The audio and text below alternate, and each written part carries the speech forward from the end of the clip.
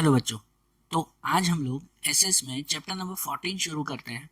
जो चैप्टर का नाम है India, location, geological structure and physiography part 2। इसका पार्ट 1 हमने 13 चैप्टर में देखा था, जिस 13 चैप्टर में हमने इंडिया के लोकेशन और जियोलॉजिकल स्ट्रक्चर डिटेल में समझे थे। हमने लोकेशन देखी थी ना इंडिया की 13 चैप्टर में कि इंडिया पूरे अर्थ में कहाँ पर आया हुआ है। उसका जियोलॉजिकल स्ट्रक्चर देखा था कि इंडिया में जो है वो लैंड मास कैसा है, यहाँ पे माउंटेन्स वगैरह कैसे तैयार हुए, इन सब के बारे में हमने समझा था। अब इस चैप्टर में हमने इंडिया की फिजियोग्राफी के बारे में समझना है कि इंडिया में फिजियोग्राफी कैसी है। अब पहले तो समझे फिजियोग्राफी मीन्स क्या, इसका मतलब क्या कहते हैं। तो एक डेफिनेशन के थ्रू समझे हम लोग इसे। तो फिजियोग्राफी मतलब कहते हैं the land mass which is irregular and has some altitude on the surface of the earth is called physiography. मतलब जो लैंड मास, जो जमीन का टुकड़ा इरेगुलर हो, इरेगुलर मतलब जो रेगुलर नहीं, जो ऊपर नीचे हो। हम जैसे सिटी में रहते हैं ना, तो यहाँ सिटी में है ना रेगुलर लैंड मास कहलाता है। यहाँ की जमीन रेगुलर है, हर जगह पर एक जैसी। ठीक है, आप सिटी में कहीं पर भी जाते हो सब जगह एक ही जैसी जमीन है ना, कि कहीं पे ढलान वगैरह तो नहीं है ना, कि कोई जमीन ऊपर जा रही है कोई जमीन नीचे जा रही है, ऐसे तो नहीं। तो वो रेगुलर लैंड मास कहलाता है। लेकिन जहाँ पर जमीन इरेगुलर हो, जैसे आप फोटो में देख रहे हो ना कि जहाँ पर रोड है उससे ऊपर कोई ग्रीन कलर के मैदान आए हुए हैं, या उससे भी ऊपर ऐसे माउंटेन्स आए हुए हैं, तो ये सीधी जमीन नहीं है, ऊपर नीचे जमीन है।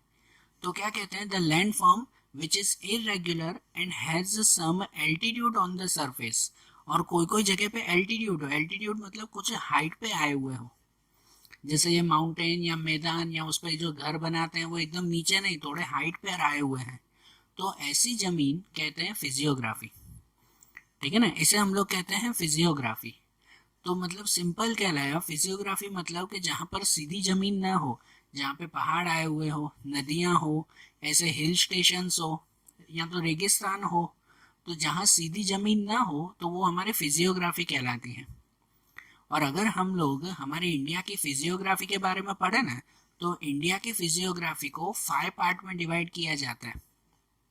इन 5 पार्ट में, जिनमें सबसे पहला आता है नॉर्थन माउंटेन रीजन, दूसरा great northern plains, third peninsular plateau, उसके बाद द कोस्टल प्लेन्स, और आखिरी में आर्चीपेलागोस। तो हमारी इंडिया की फिजियोग्राफी के ये 5 पार्ट्स हैं जो हमें इस चैप्टर में एक एक करके समझने हैं। जिसमें सबसे पहला पार्ट आज हम लोग समझे तो वो है northern mountainous region. Northern mountainous region, तो देखो नॉर्थन माउंटेनियस रीजन वो कहलाता है कि हमारे यहाँ पर इंडिया में जो नॉर्थ साइड पे पूरा हिमालय माउंटेन रेंज आया हुआ है ना, हिमालय के सभी माउंटेन्स जो आए हुए हैं, तो वो नॉर्थन माउंटेन रीजन कहलाता है। हिमालय एक पहाड़ थोड़ी है, वो तो पूरा माउंटेन रेंज है ना, काफी सारे पहाड़ एक साथ आए हुए हैं, तो ये नॉर्थन माउंटेनियस रीजन कहलाते हैं। देखो अगर मैप वाइज देखो ना आप लोग, कि जैसे यहाँ पहला फोटो दिया हुआ है, ये हमारे नॉर्थन माउंटेनियस रीजन, ये पूरे हिमालय की माउंटेन रेंज वो यहाँ वेस्ट से लेकर ईस्ट तक पूरी फैली हुई है। मतलब अप्रोक्सीमेट अगर समझो ना, तो यहाँ वेस्ट में इस जगह से हमारे इंडिया के थोड़े से बाहर अफगानिस्तान से जैसे जो है वो शुरुआत होती है ये, और अफगानिस्तान से लेकर यहाँ आखिरी में म्यांमार तक, यहाँ इंडिया के बाहर की कंट्री म्यांमार तक, यहाँ वेस्ट से ईस्ट तक, ये पूरा माउंटेनियस रीजन वो अप्रोक्सीमेट 2400 किलोमीटर में फैला हुआ है। कितना किलोमीटर? 2400 किलोमीटर में ये पूरे माउंटेन्स आए हुए हैं अलग अलग।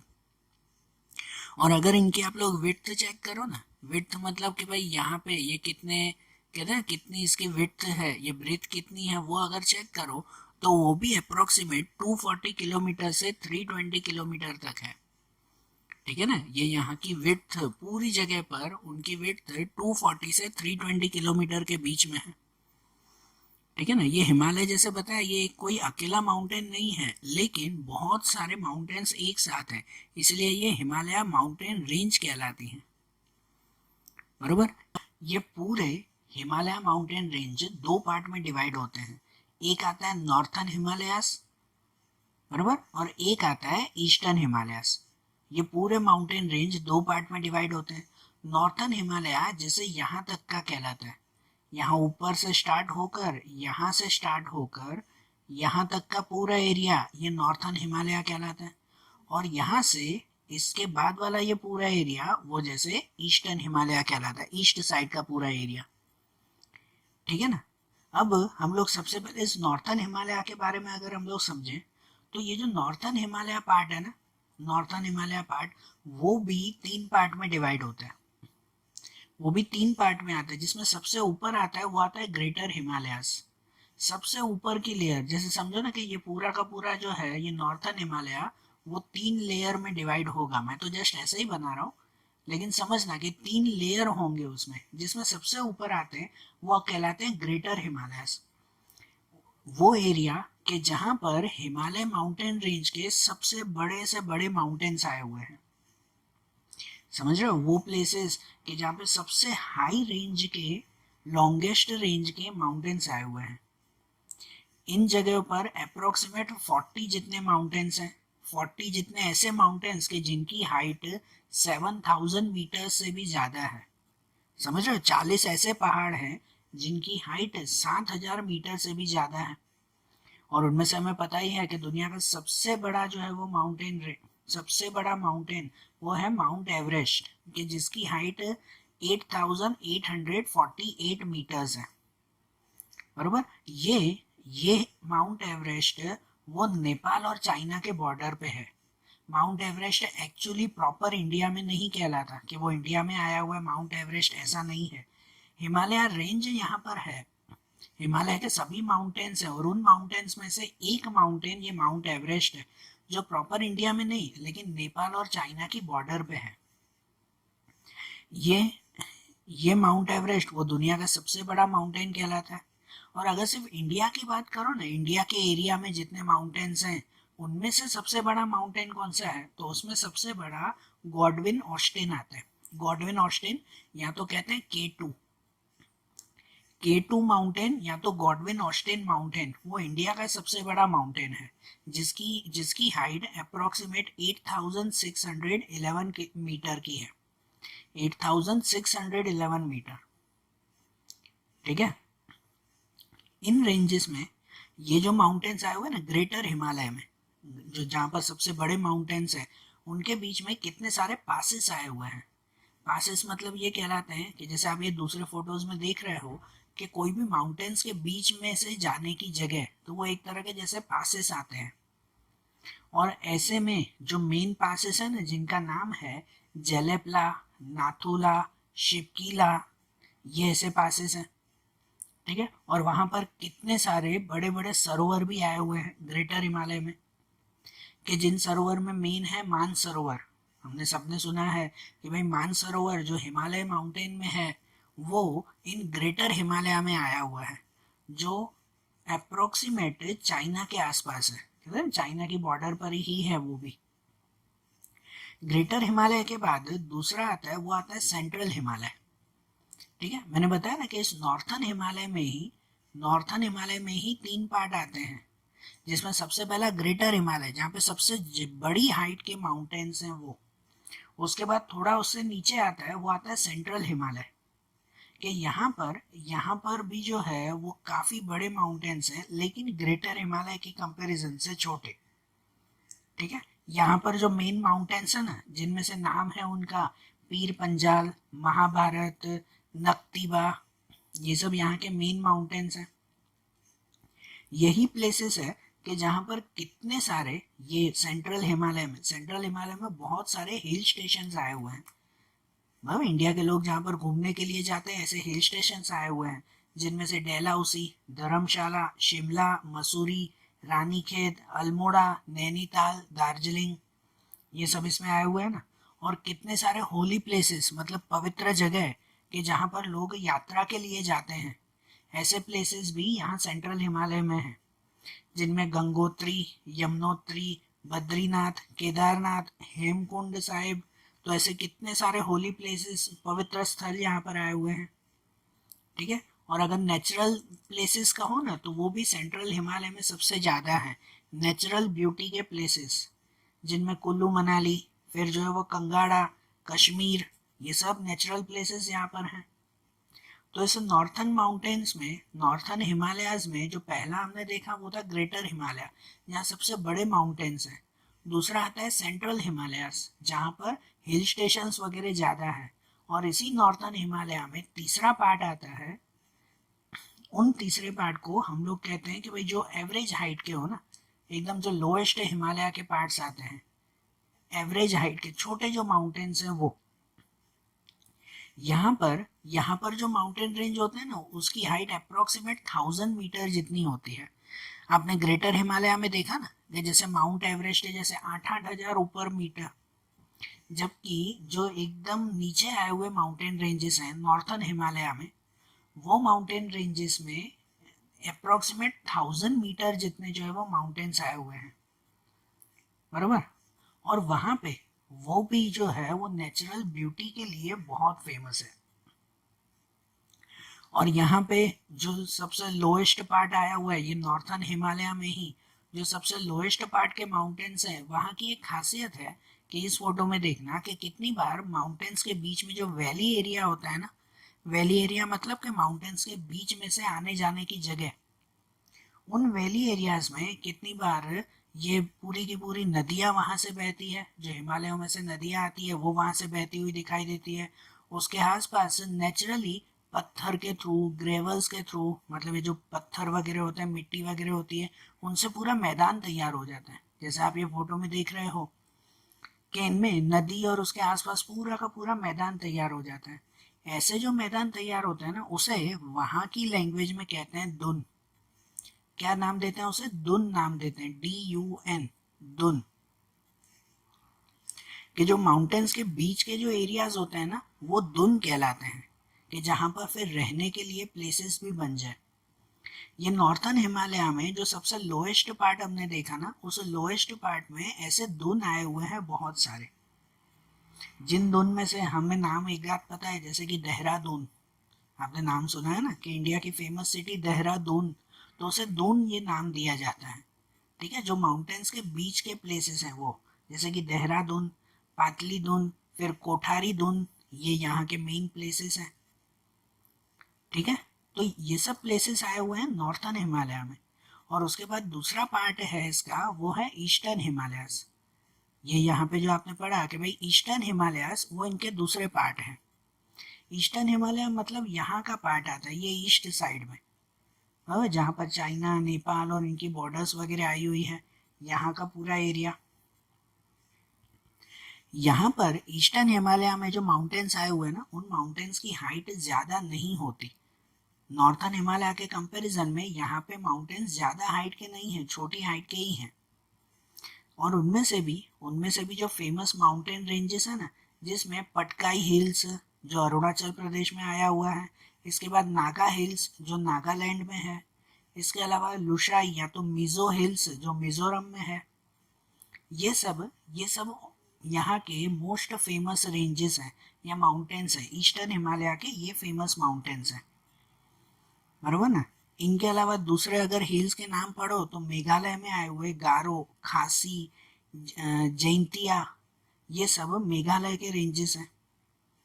यहाँ की दूसरी खासियत यह है कि ये ईस्टर्न हिमालय में बारिश ज़्यादा होती है, माउंटेन्स की वजह से बारिश ज़्यादा होती है, और इनकी वजह से यहाँ पर माउंटेनियस एरिया में फॉरेस्ट ज़्यादा देखने को मिलते हैं। ये सुनना है ध्यान से, ईस्टर्न हिमालय में फॉरेस्ट ज़्यादा देखने को मिलते हैं इस माउंटेन्स में, बराबर। तो ये हमारे इंडिया की सबसे स्पेशल फिजियोग्राफी में से एक है। हम जो फिजियोग्राफी देख रहे हैं ना, उसमें ये पहला हमने देखा नॉर्थन माउंटेनियस रीजन। ये रीजन वो सबसे ब्यूटीफुल रीजन में से एक है। हमने देखा ना, ये सब जो आपने नाम पढ़े सिर्फ नाम ही याद रखने हैं, कि जो भी आपने प्लेसेस के नाम पढ़े वो सब इस नॉर्थन माउंटेनियस रीजन के फेमस प्लेसेस हैं। अब इनके बाद फिजियोग्राफी में सेकेंड पार्ट आता है। वो सेकेंड पार्ट है greater northern plains. Great northern plains, कि ये ग्रेट नॉर्थन प्लेन मतलब क्या है? तो पहले तो प्लेन मतलब मैदान कहते हैं ना, ठीक है ना। नॉर्थ इंडिया में आए हुए ये मैदान, जैसे आप इस मैप में जो देख रहे हो कि नॉर्थ इंडिया में आए हुए ये जो मैदान है, ये ग्रीन कलर का पूरा एरिया है ना, ये ग्रेट नॉर्थन प्लेन कहलाते हैं। पता है नॉर्थ इंडिया में सबसे ज़्यादा रिवर्स आई हुई है। सुनना है बात ध्यान से, नॉर्थ इंडिया में रिवर्स का प्रोपोर्शन बहुत ज़्यादा है और उन रिवर्स की वजह से वहाँ पर मैदान भी बहुत ज़्यादा बनते हैं। अब वहाँ पे जो रिवर्स हैं वो पता है ना, रिवर्स माउंटेन्स में से आती हैं, फिर पहाड़ों पर से वो नदियाँ जब नीचे आती है तो अपने साथ बहुत सारा सॉइल, एलुवियल और सब मटेरियल अपने साथ लेकर आती है। फिर वो नदियाँ जैसे पहाड़ से नीचे आती है तो सब मटेरियल नीचे नीचे जमा होता जाता है और वहाँ पे इतने बड़े बड़े मैदान बन जाते हैं। और हमारे इंडिया का ये पार्ट वो ग्रेट नॉर्थर्न प्लेन कहलाता है। अगर इसकी आप अगर बात करो ना तो ये मेनली वहाँ पे आई हुई रिवर्स जिनमें से सतलुज, गंगा, ब्रह्मपुत्र, यमुना, इन नदियों से ये पूरे के पूरे मैदान बने हुए हैं। ये मैदान कहीं कहीं पर तो इतने थिक हैं, हाँ ये थिकनेस की बात कर रहे हैं कि जो अप्रोक्सीमेट 50-50 मीटर की थिकनेस है इनकी, 50 मीटर थिक ये मैदान, बरोबर, जो वहाँ के ग्रेट, इसलिए तो ये ग्रेट नॉर्थर्न प्लेन कहलाते हैं ना। ये पूरा एरिया भी अप्रोक्सीमेट 2400 किलोमीटर जितना लॉन्ग है। 2400 किलोमीटर में ये जो पूरा ग्रीन पार्ट आप मैप में देख रहे हो ये 2400 किलोमीटर जितना फैला हुआ है और यहाँ पर हर जगह पर खुले मैदान हैं। ठीक है, जैसे आप नीचे दूसरे फोटो में देख रहे हो हर जगह पर एकदम खुले खुले मैदान आए हुए हैं। इनमें से कोई कोई प्लेसेस पर ये मैदान एकदम खुले हैं जैसे आप फोटो में देख रहे हो वैसा, जबकि कोई कोई प्लेसेस पर ये मैदान एकदम खुले हुए नहीं दिखाई देते। आज के टाइमिंग में तो वहाँ पर सिटीज बन चुकी हैं, शहर बन चुके हैं, तो इसलिए कोई कोई प्लेस पर ये खुले मैदान एकदम दिखाई देते नहीं हैं। जैसे इन्हीं मैदानों के बिल्कुल बीच में आता है दिल्ली, हमारा कैपिटल दिल्ली आता है, तो वहाँ दिल्ली में है ऐसे मैदान, वहाँ पर भी हैं दिल्ली में, लेकिन दिल्ली के पास में मेन सिटी में आपको ऐसे मैदान नहीं दिखाई देते ना। दिल्ली के आसपास आपको ऐसे मैदान दिखाई देंगे, है कि नहीं। इनके अलावा दूसरी मेन इम्पोर्टेंट सिटीज़ भी इन्हीं मैदानों में आई हुई है, कि जिसमें दिल्ली के अलावा कानपुर, लखनऊ, इलाहाबाद, वाराणसी, पटना, कलकत्ता, ये सब इन्हीं मैदान में तो आई हुई है ना, है कि नहीं। इनमें इनमें जो जो मेन रिवर्स हैं वो मेन रिवर्स तो हमने देखी, गंगा, यमुना, ब्रह्मपुत्र, ठीक है, सतलुज, ये सब मेन रिवर्स से ये पूरे मैदान बने हुए हैं। अब इनके अलावा इन रिवर्स की ट्रिब्यूटरीज भी बनती हैं। ट्रिब्यूटरीज का मतलब क्या, ट्रिब्यूटरीज मतलब जब एक ही नदी में से दूसरी नदियां भी निकलना शुरू होती हो तो वो उन रिवर्स की ट्रिब्यूटरीज कहलाती हैं। ठीक है ना, एक नदी में से जब दूसरी नदियां भी निकलती हो ना तो वो क्या कहलाती है, ट्रिब्यूटरीज कहलाती हैं उनकी। अब देखो जैसे ये जो भी मैदान बनते हैं वो कैसे नदियों से ही बनते हैं। अब कितनी बार ऐसा होता है कि कोई कोई प्लेसेस, कोई एरिया ऐसे हैं, कोई एरिया ऐसे हैं कि जहाँ पर दो नदियों के बीच में बड़ा सा मैदान तैयार हो जाता है।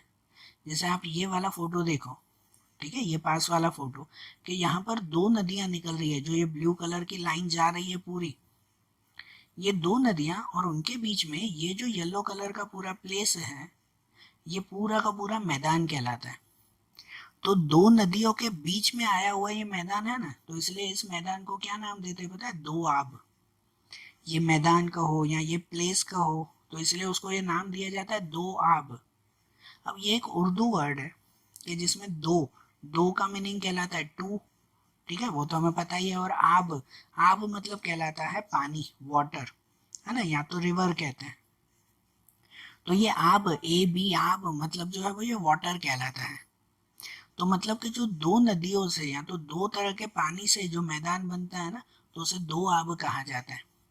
अब आपको पता है हमारे इंडिया का जो है वो मेन स्टेट पंजाब, तो वो पंजाब भी इसी वजह से नाम दिया हुआ है, क्योंकि पंजाब वो पंज आब ऐसे कहा जाता है। पंजाब वर्ड कहते हैं पंज आब, मीन्स कि वो 5 नदियों से बना हुआ है। आपके नीचे का एक ये फोटो है कि जिसमें ये पूरा पंजाब स्टेट जो है वो 5 नदियों से बना हुआ है, इसलिए उसे कहा जाता है पंजाब। कि जिन 5 नदियों में उनकी फेमस नदियां हैं झेलम, चिनाब, रावी, सतलुज, बीज, ये इनकी मेन नदियां हैं। कि इन 5 नदियों से मिलकर ये पूरा पंजाब बना, इसी वजह से तो उनको नाम दिया जाता है ना। ठीक है। हाँ, ये बात अलग है कि इन पांचों नदियों से जो मैदान बना है ना, उसमें पंजाब का काफी एरिया पाकिस्तान में है। पंजाब का आधा पार्ट वो पाकिस्तान में, क्योंकि ये जो नदी है ना, पांचों नदियां, ये पांचों नदियां वो इंडस रिवर में से या तो सिंधु रिवर में से निकलती है, और ये सिंधु रिवर का ऑलमोस्ट एरिया वो पाकिस्तान में आया हुआ है। लेकिन इसे इसे पंजाब नाम क्यों दिया जाता है वो समझ में आ रहा है ना, क्योंकि ये पंज आब पांच नदियों से बना हुआ है, इसीलिए। समझ आ रही है बात। और ये जो पूरा एरिया है ना, ये यहाँ पे जैसे आप ये पहले मैप में देख रहे थे कि ये ग्रेट नॉर्थर्न प्लेन, ये ग्रीन कलर का पूरा एरिया जो आया हुआ है, ये एरिया भी अलग अलग चार पार्ट में डिवाइड होता है। कि अगर इस फिजियोग्राफी के हिसाब से देखें, फिजियोग्राफी के हिसाब से देखा जाए, तो ये पूरा ग्रेट ग्रेट नॉर्थर्न प्लेन, ये पूरा का पूरा एरिया वो चार पार्ट में डिवाइडेड है।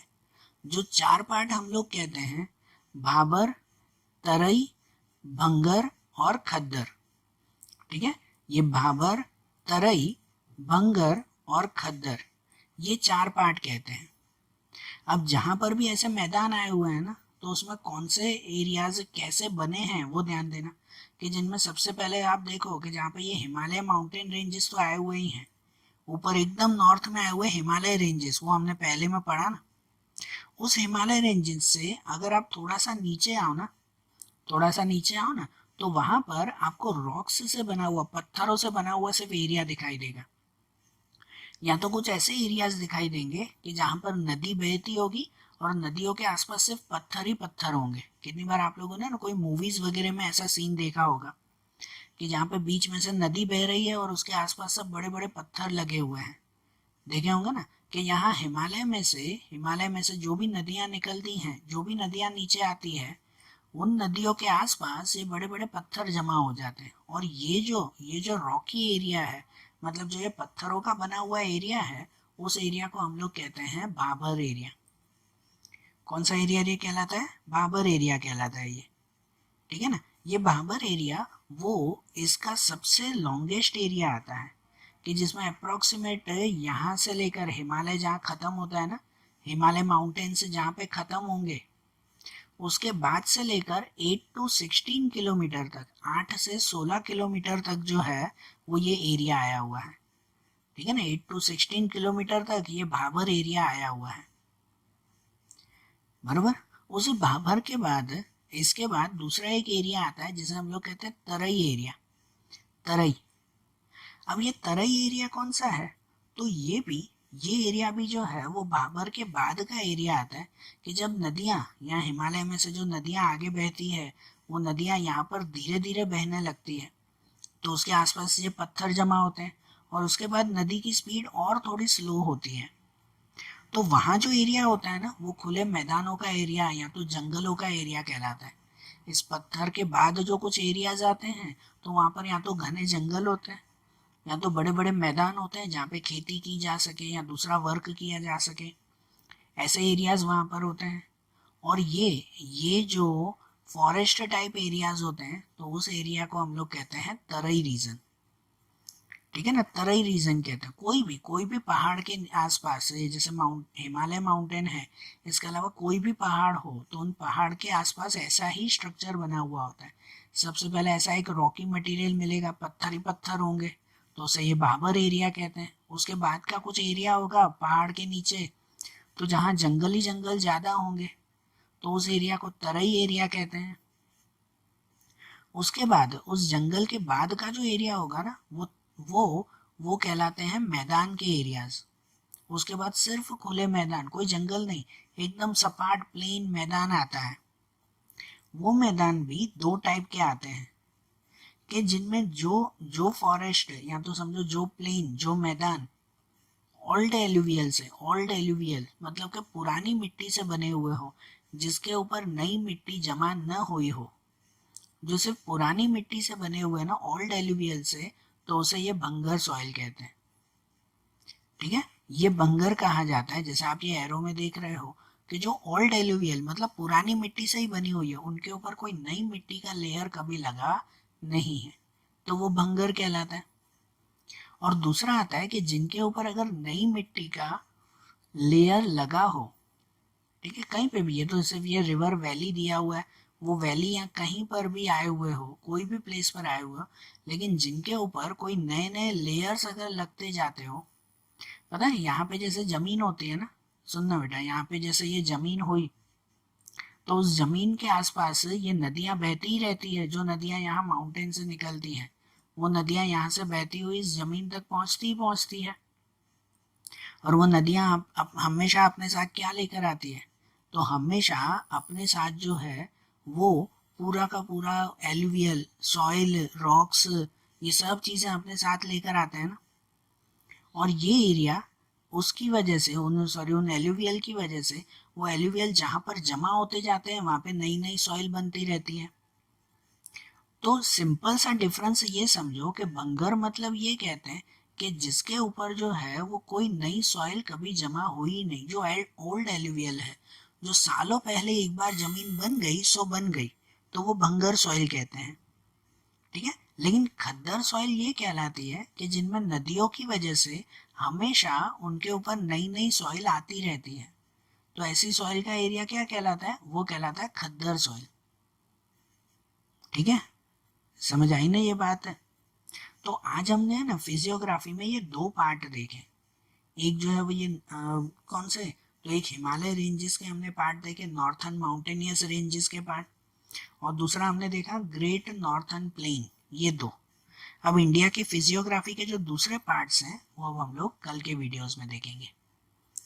Okay, thank you.